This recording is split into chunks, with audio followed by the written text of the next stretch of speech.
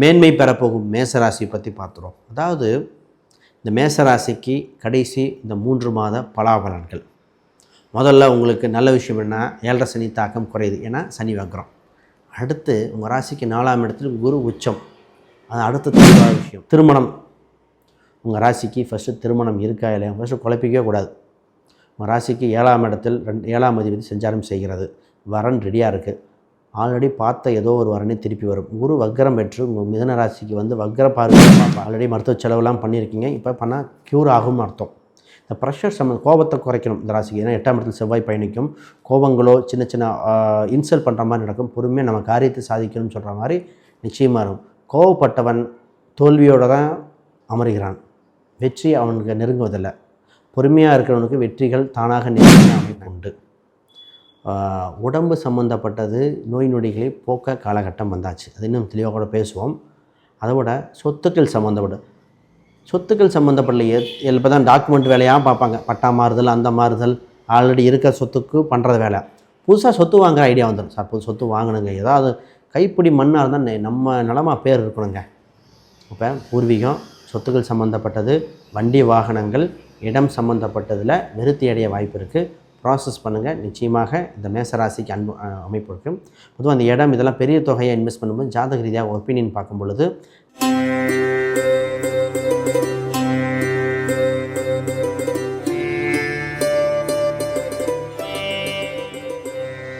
ஜோதிடர் யுகம் நேயர்களுக்கு அனைவருக்கும் வணக்கம். நான் உங்கள் ஸ்ரீ சுபம் விஜயகுமார்.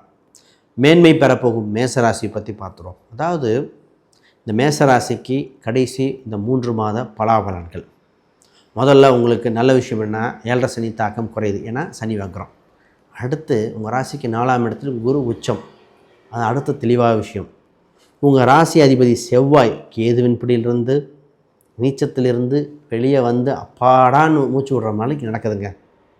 அப்போ இந்த கடைசி இந்த டிசம்பருக்குள்ளே எவ்வளோ சாதிக்க வேண்டிய விஷயங்கள் இருக்குதுன்னு பார்த்துருவோம். இடையில ஒரு 4 மாதத்தில் தவற விட்ட வாய்ப்புகள் அனைத்தும் பிடிக்க வாய்ப்பு வந்தாச்சு. ரைட், அதை பற்றி பார்ப்போம். முதல்ல புதுசாக பார்க்குறவங்க சப்ஸ்கிரைப் பண்ணிக்கோங்க. கேள்விகள் சந்தேகம்னா பார்த்துட்டு கமெண்ட் பண்ணுங்கள். முதல்ல பொருளாதார ரீதியாக வருத்திங்க. ஃபஸ்ட்டு பணம், சொத்து சேர்க்கைகள் அதிகமாக உண்டு. ஏன்னா சுக்கிரனும் உங்களுக்கு நல்ல நிலைமைக்கு போகுது. சுக்கிரன் பரிவர்த்தனை இருக்குது. முதல்ல சொத்து சம்மந்தப்பட்டது, பண விஷயங்கள் உண்டு. குடும்ப ரீதியாக ஒற்றுமைகள் அதிகரிக்கும். குடும்பத்தில் பார்த்திங்கன்னா சின்ன சின்ன சண்டை சச்சரவுகள், ஒன்று மாற்றி ஒன்று, எப்போ பார்த்தாலும் இந்த நெகட்டிவானது, பேட் நேம் நிறையா இப்போ தான் வந்தது. நீங்கள் நல்லா தான் பண்ணீங்க, மற்றவங்களுக்கு புரியலை, சின்ன ஒரு வார்த்தை அவங்களுக்கு இதாகிடுச்சு. இப்போ அந்த ப்ராப்ளம் சால்வ் ஆகி ஃபேமிலி, ஃப்ரெண்ட்ஸ் எல்லாத்துக்கிட்டையும் நல்ல பேர் எடுக்குது, ஒற்றுமை ஏற்படுற காலகட்டம். பணம் ரீதியாக பார்த்திங்கன்னா நிறைய ராசிகள் கொடுத்தது வாங்க முடியல, கமிட் பண்ணதை ஃபில்டர் பண்ண முடியாமல் இருந்தது. இப்போ கையிருப்பு பணம் அதிகரிக்கும், வரவேண்டிய பணங்கள் வருகிற காலகட்டமாக இருக்குது. ஒரு நல்ல காலம் பிறந்து விட்டன, ஃபஸ்ட்டு அதுக்கு வாழ்த்துக்கள்.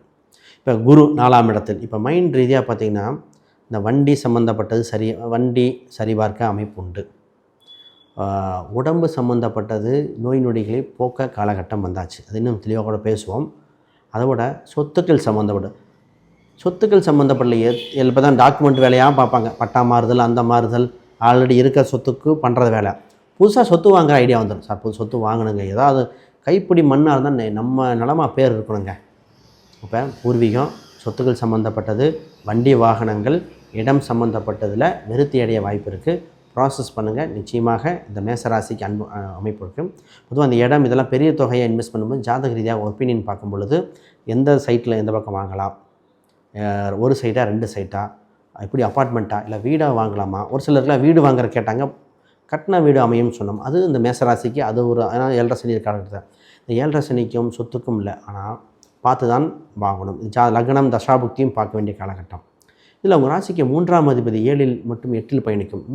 3-7 சுப தகவல்கள் உண்டு, பயணங்கள் உண்டு, சுப தகவல்கள் உண்டு.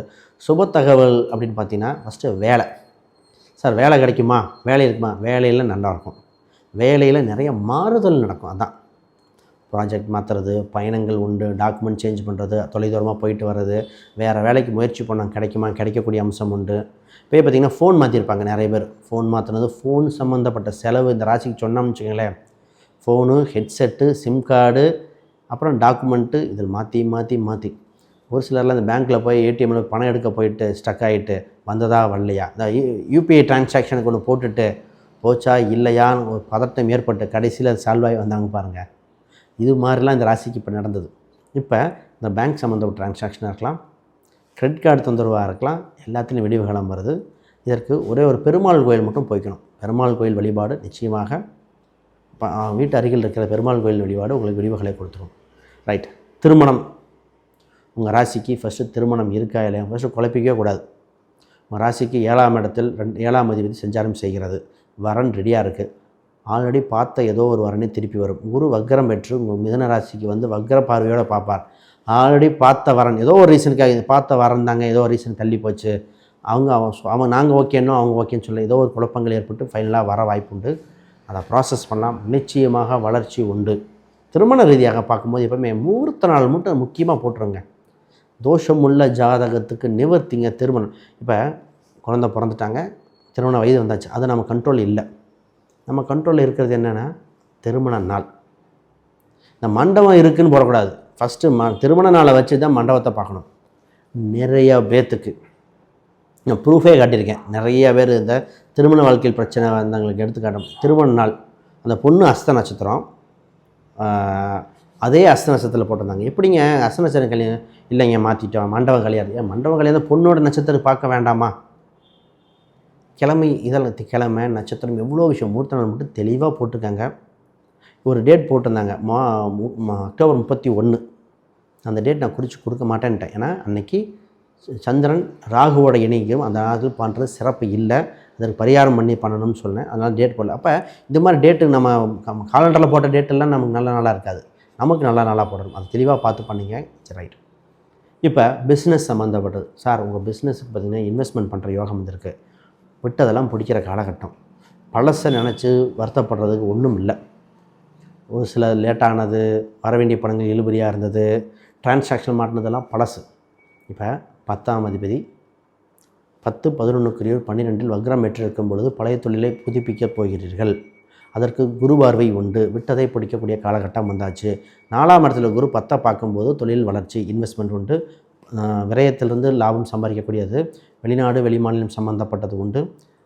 தடங்கல்கள் அனைத்தும் உங்களுக்கு விடைகளாக மாறும். தடைகள்லாம் விடையாக, ஏன்னா 6, 8, 10, 12 இந்த இடத்த பார்க்குது. அப்போ எத்தனை பிரச்சனை இருக்குது. அது குறிப்பாக மெடிசன் சம்மந்தப்பட்டது, மெடிக்கல், டீச்சர் சம்மந்தப்பட்ட ஃபீல்டுக்கு சூப்பராக இருக்கும். இந்த கம்ப்யூட்டர் சம்மந்தப்பட்டவங்களுக்கு வேலை போயிருமோ போகாதான்னு ஒரு பதட்டத்தில் இருக்கீங்க. நிச்சயமாக உங்களுக்கு நல்ல இம்ப்ரூவ்மெண்ட்டே வந்துருங்க. தசாபுக்தி மட்டும் அந்த உங்களுக்கு நடக்கக்கூடியது குருவோ சனியோ தசையோ புத்தியோ அந்தரமாக வந்து விட்டால்னு டாப்பில் போயிருவீங்க. வேலை சம்மந்தப்பட்டு பயப்பட தேவை. கோச்சார் ரீதியாக சப்போர்ட்டாக தான் இருக்குது. அடுத்த ப்ராசஸ் போகலாம். ரைட். இப்போ 5ல் இருக்கிற கேது லாபஸ்தானத்தில் இருக்கிறாங்க. லாபஸ்தானத்தில் இருக்கிற ராகு பெஸ்ட் தான். 5ல் இருக்கிற கேது தான். மைண்ட் செட்டு தான் இங்கே ப்ராப்ளம். கடைசி 3 மாதத்தில் என்ன பண்ணால் சூரியன் சனி சேரும், அதிகாரங்கள் உண்டு, தைரியங்கள் கிடச்சிரும். 5ல் இருக்கிறத மைண்ட் செட் தான். முக்கால்வாசி முடிச்சிடும். கடைசி அந்த கால்வாசி டவுட் வந்துடும். அதுக்கு ஒன்றும் இல்லை, அதுக்கு பரிகாரம் கொடுக்குறேன்.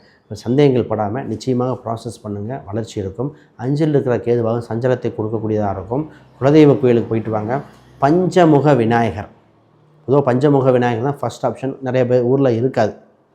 அப்போ இன்னொரு பரிகாரம் என்னென்னா குழந்தை வடிவத்தில் விநாயகர், அதுவும் ஒரு சில இடத்துல தான் இருக்குது.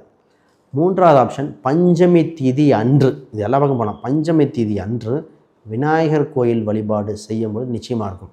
சதுர்த்தி தான் விநாயகரை கும்பிடுவோம், நல்லா பார்த்துக்கணும். சதுர்த்திக்கு அடுத்த நாள், என்னைக்கு சதுர்த்தியோ அதுக்கு அடுத்த நாள் போய் கும்பிட வேண்டியது இந்த காலகட்டத்தில் மேசராசி.